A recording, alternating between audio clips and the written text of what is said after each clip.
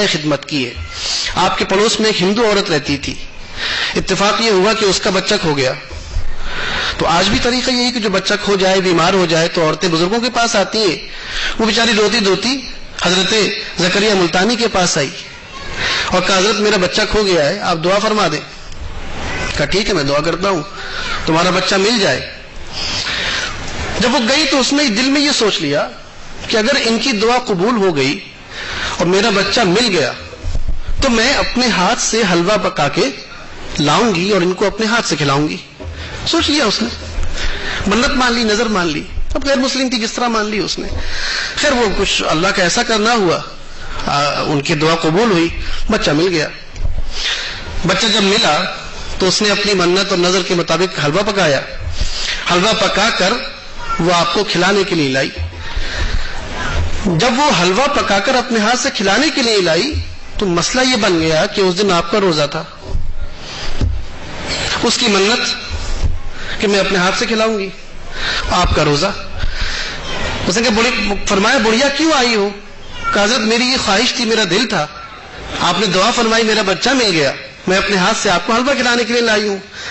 آپ نے کہا میرا تو روزہ ہے اور ہمارے یہاں روزے میں کچھ نہیں کھایا جاتا.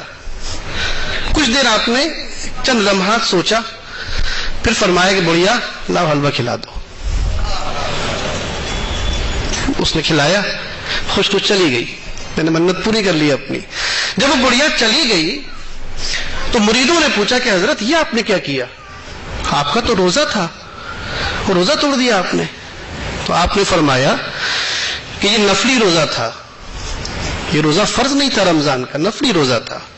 مجھے پتا ہے کہ اگر ایک نفلی روزہ توڑ دیا جائے تو اس کے کفارے میں ایک روزہ رکھا جا سکتا ہے. میں جانتا ہوں کہ اگر روزہ ٹوٹ جائے تو اس کے کفارے میں کیا کرنا پڑتا ہے, لیکن مجھے یہ نہیں پتا کہ اگر ایک انسان کا دل ٹوٹ جائے تو اس کے بارے میں کیا کیا جائے. میں روزہ توڑ کے اس کا کفارہ ادا کر سکتا ہوں, لیکن ایک انسان کا دل توڑ کر اس کا کفارہ ادا کرنا میری بس کی بات نہیں. یہ انسانی بھائی چارہ ہے, یہ اسلامی بھائی چارے کی بات ابھی نہیں کر رہے ہم انسانی بھائی چارے کی بات کر رہے ہیں. ہمارا مسئلہ یہ بن گیا, دراصل پرابلم یہ ہو گئی ہماری کہ آج جو بھی لوگ اسلام کے بارے میں بات کر رہے ہیں انہوں نے غلطی کہاں کی؟ انہوں نے غلطی یہ کی کہ انہوں نے اسلام کو سمجھنے کے لیے اسلام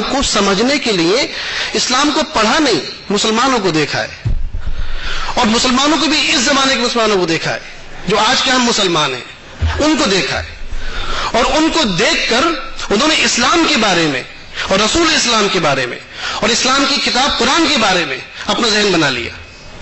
انہوں نے حضور کی سیرت تو ایک طرف رکھی ہے, وہ تو بہت عظیم سیرت ہے کہ اس کا کوئی مقابلہ نہیں ہو سکتا. حضور کے صحبت یافتہ صحابہ وہ بھی بہت عظیم جماعت ہے. ارے اللہ کے بندوں, صحابہ اور تابعین تو بہت بڑی چیز ہیں.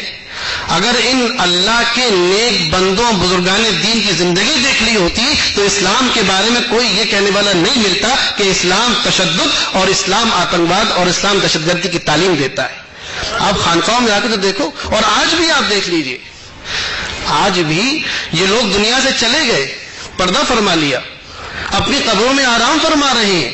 اس کے باوجود بھی وہ چاہے خواجہ اجمیری کی درگاہ ہو, ان کی بارگاہ ہو, چاہے محبوب الہی کی بارگاہ ہو, آج بھی ان کے دروازوں پہ آنے کے لیے کوئی چوکیدار نہیں ہوتا کہ مسلمان آئے تو اندر کر دینا, ہندو آئے تو بھگا دینا. وہ چاہے ہندو ہو چاہے مسلمان ہو, جو بھی انسان اپنے دکھے ہوئے دل کے ساتھ ان کی بارگاہوں میں آنا چاہتا ہے, اس کے لیے ان بزرگوں کا دروازہ اس وقت بھی کھلا ہوا تھا جب یہ زمین کے اوپر تھے, اور آج بھی کھلا ہوا ہے جب یہ زمین کے اندر آرام فرما رہے ہیں.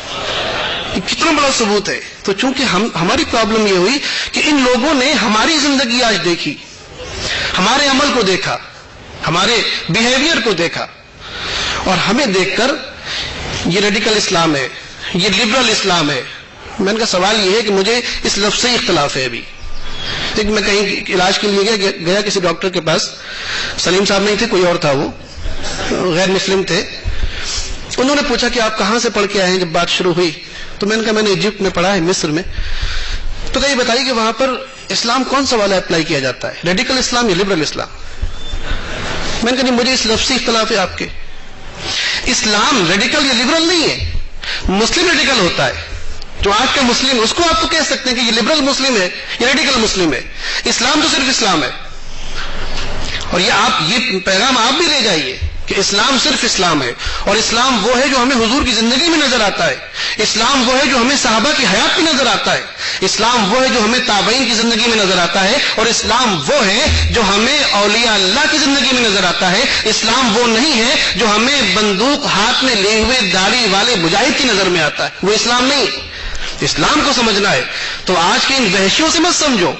اسلام کے تصور بھائی چارے کو سمجھنا ہے تو محبوب الہی کے بارگاہ میں آؤ اور اس بڑھیا کے ساتھ کھڑے ہو کر سمجھو کہ اسلام کا بھائی چارہ کیا ہے اور اسلام کا تصور کانسیپٹ آف بردرہڈ کیا ہے. وہاں آپ کو سمجھ میں آئے گا. اب میں اس بات کو آگے بڑھاتے ہوئے